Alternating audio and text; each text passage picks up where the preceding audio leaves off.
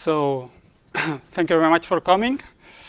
My name is Esteve. I don't try to pronounce my surname. It's a Catalan one, so very difficult. I'm a software architect in a company in Spain. And the goal of this session is explain you a very technical thing, which is the oData protocol and how Salesforce is using it. But I'll try not to say a simple technical word, okay? I will fail, I'm sure, okay? And I'll try to do it explaining story, okay? So, at the beginning of the day, we have four main characters in this story.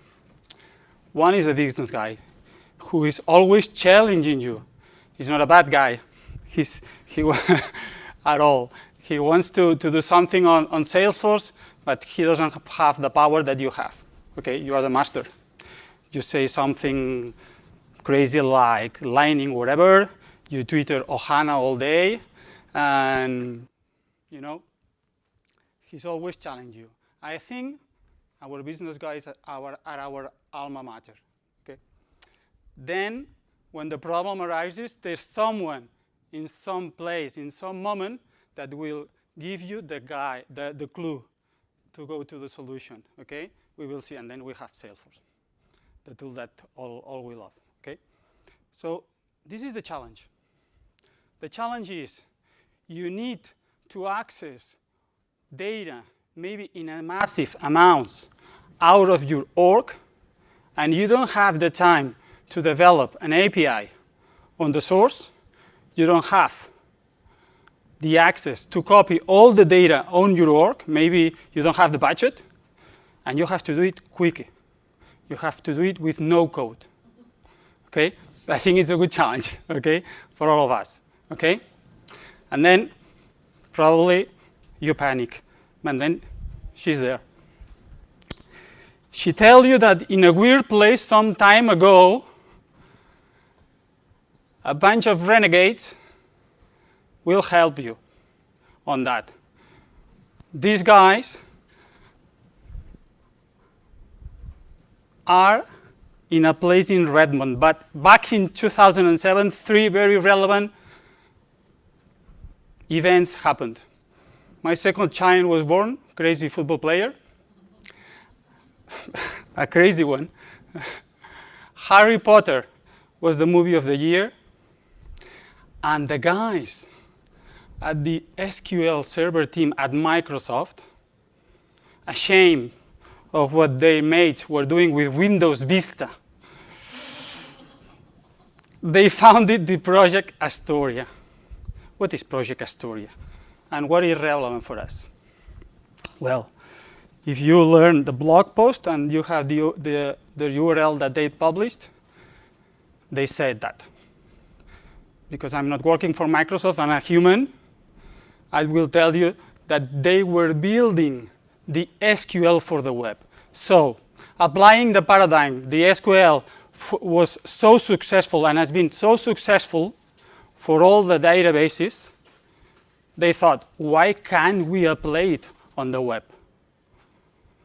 How can I access a data source, not a database, a data source, outside my company, remotely, with writing no code, just a URL, and access all data on this database? So, this is how it looks, oData protocol. You access a URI, you access which object you want to access, and then you ask for the fields, for the data, for the joining. And it looks like that, simple as that. Okay? There's no problem at all. You just access that database. You don't know where it is. You don't know how much data have on there, but you access the data and you have the data. Well, the guys that all are like me probably remember Northwind, the database that is used to demonstrate all the SQL Server and Access features that Microsoft always show in these products. So I'll try to I regret what I'm gonna do. In this presentation, I'm gonna try to demonstrate everything I said. So, Postman. Postman is a tool that let me send URL. No, I can see. Okay. Sorry. This is Postman. Postman let me send URIs to servers and then get the data. So the oData, there's some organization in the internet that is publishing Northwind on oData. So show me what is Northwind on your data source, oData source showing you. It's giving me categories object. It's giving me customer demographics. It's giving me customers. Okay? But it's really awful. This is an awful format. Please give me a better JSON. So the oData is not tied to a simple protocol. Okay? I can give it on Atom, I can give it on JSON, I can give it on XML. Okay? But that's much. There's much more. How can I access the customers on that data source? I write that URL, and then I send, and bam, I get the customers on that database. It's an access database somewhere, but I get it through oData. What happens if I want to go further? Give me the companies based on name and address, and I just want to get company name and addresses. It's like that. So on the query, probably at the end of the session you will be an oData guru. From customers, select company name and address. Just like that. Let's go further. All companies starting with A. Can I do something like that? Yes, of course. oData, let you do that as well.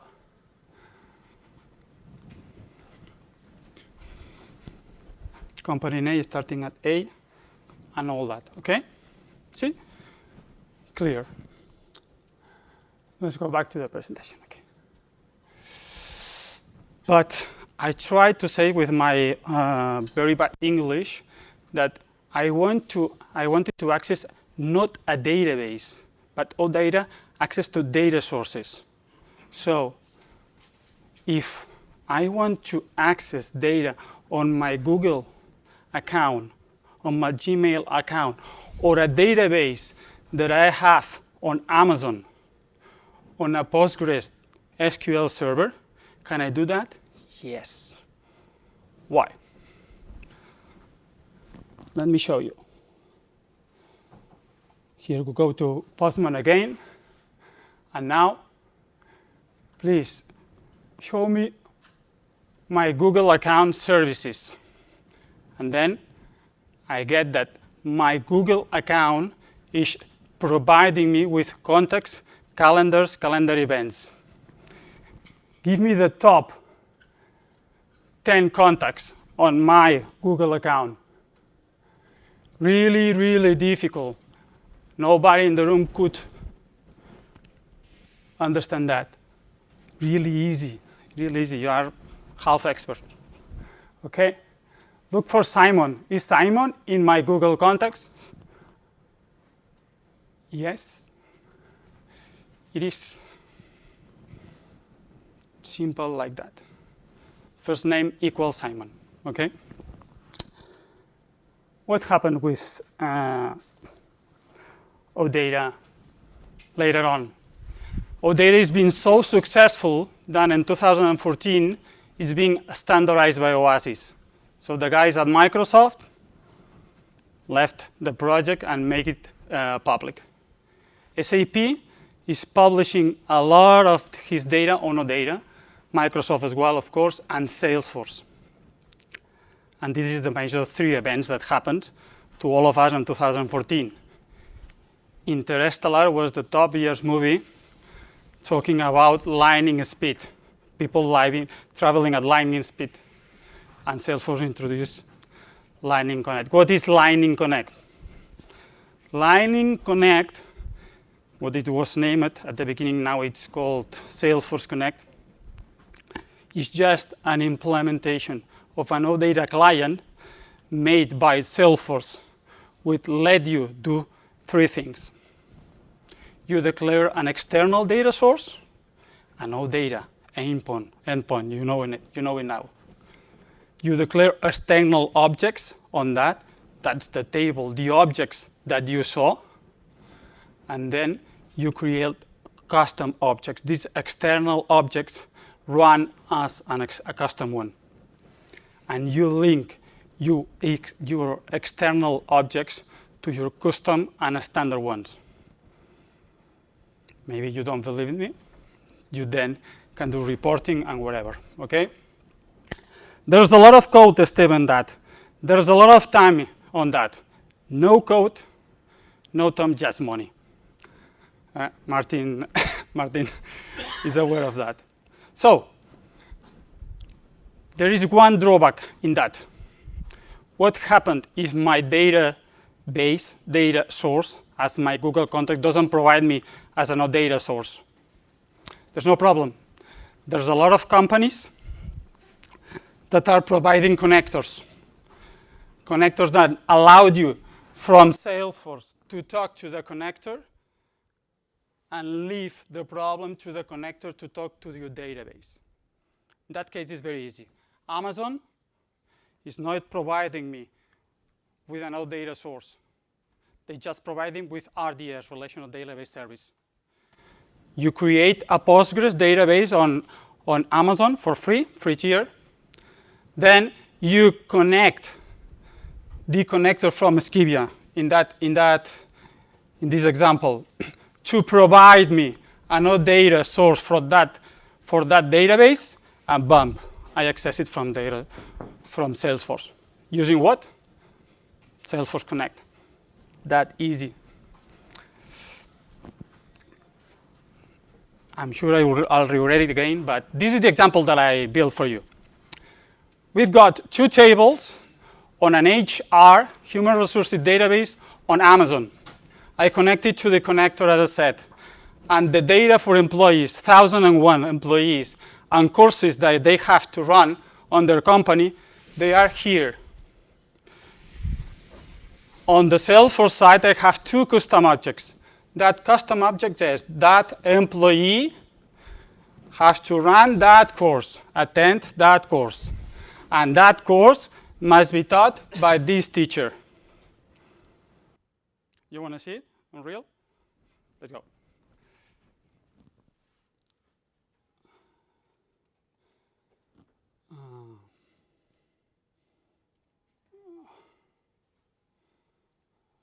I lost the mouse here. Okay. Very small. Okay. So, London Calling. 4 tabs. Courses, employees, not in capital letters, those objects that are on Amazon, capital letters, my custom objects. Those are called external objects. So, show me all the courses. What it happened here is that Salesforce, through Lightning Connect, so Salesforce Connect, access the connector, and the connector access the data on Amazon, and giving back the data, show it like that. But here we have a lot of magic. So courses and teachers are related through an internal lookup. So I'm looking at the courses showing Salesforce data mixed with Amazon data. Can I go to see John Redford assignments?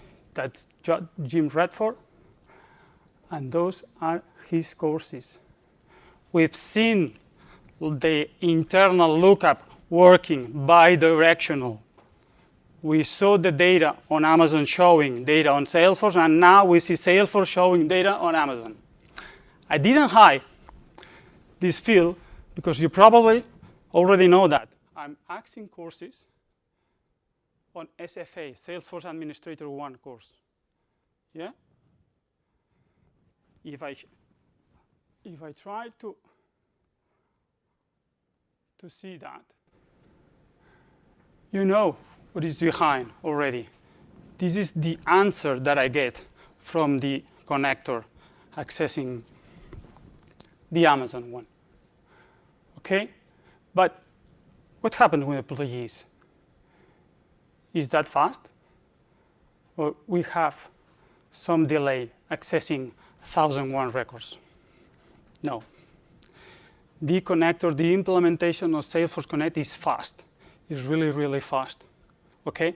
So we have an option of high volume databases, high volume data sources that allow Salesforce to manage huge volumes of data that are outside of Salesforce. But there is one.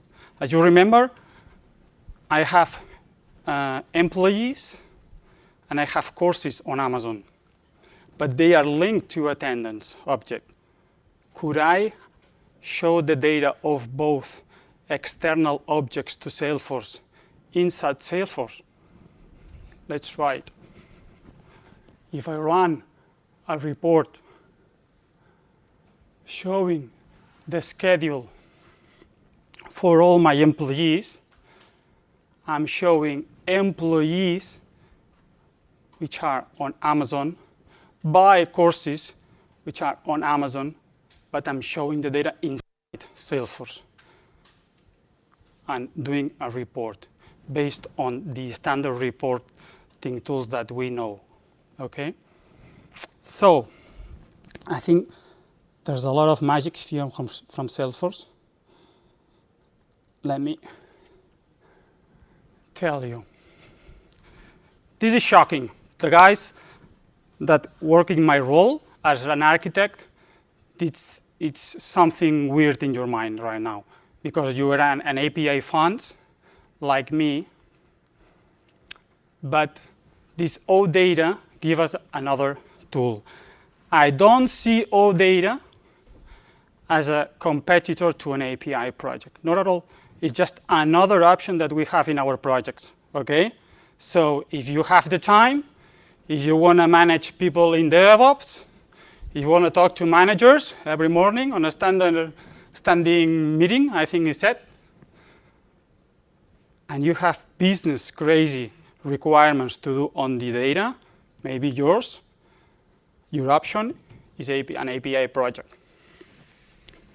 That's really important because Salesforce charges by month by data source.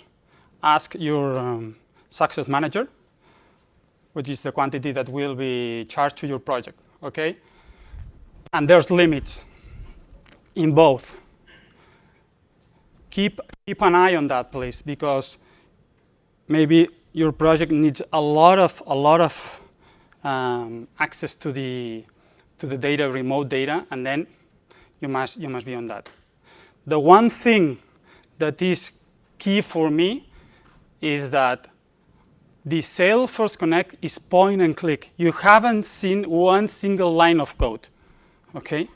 It's everything just point and click. I declare an external data source, as Martin did before, and I just have objects. And those objects can be related with the other ones that I have already on my org. Okay, is that clear? More or less. Common use cases for Salesforce Connect. Draco told us that we will not allow to copy the data. Maybe the money that you need to copy all that data to your org is massive. So you have that option. You need an object on that data. You need to relate that data to the other objects. An API can do that.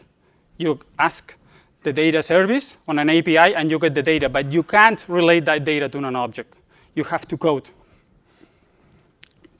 You need a fast implementation. Draco said, we need it quick. And we put a lot of pressure because he said, our business needs it. That's the phrase that we heard every morning, okay? We need to access an heterogeneous data. That means that it's not a database. It's a source of data that we have somewhere there, and I want to access as if it was native to Salesforce. An API can't do that either. There are systems like SAP that all are already giving us all data sources that's perfect match to Salesforce, okay? Check Salesforce Connect before you develop something magic in SAP through Jitterbit, through wherever you want, because maybe the solution is already there, okay? And there are very smart guys, that's like in this article, that are trying to use that connector in a magical way. They are accessing big data, Hadoop, on-premise, using external objects. So they are linking Salesforce with a big data source, showing it on our work, okay? And there's, just finishing, the connector that I show you is probably not for free, and you want to be transformed from a wizard to a master. Please read on the Apex connector framework, which allow you coding to take out the connector and write yourself one, okay? So I was really fast, so Article in 2014 when it was released said it was US $4,000 a month. Do you have any updated pricing? that's the Still the same. It's not more expensive.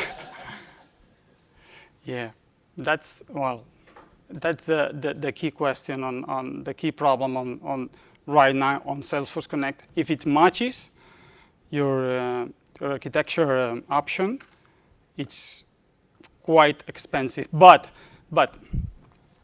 as I said, running an API project nowadays, is it cheaper? It depends. Who is coding? How is coding? Integration with DevOps guys, you know, quality testing, user testing, integration testing, going back to production. It's not easy. This is quick. Is there any way to stop it always making a call out? Like, can it cache a certain level of data?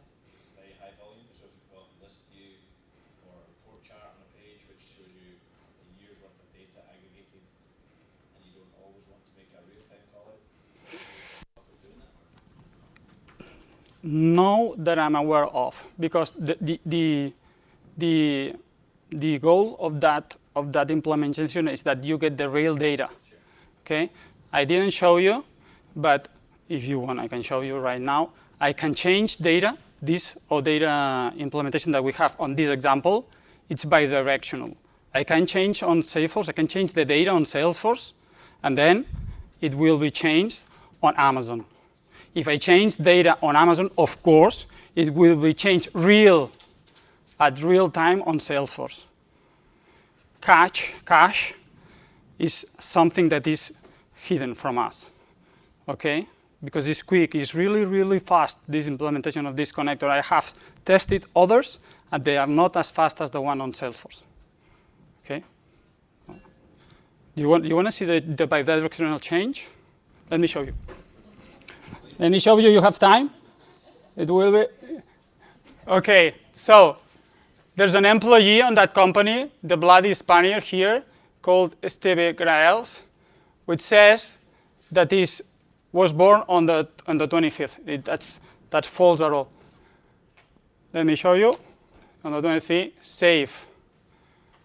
Let's go to data. Okay. This is my database on Amazon, you know? And Graells is not here. Last. Thank you. Graells. And Graells. Oh. Thank you. 23. Okay? No. 26. Send to the database. Let's go back to Salesforce again. Refresh.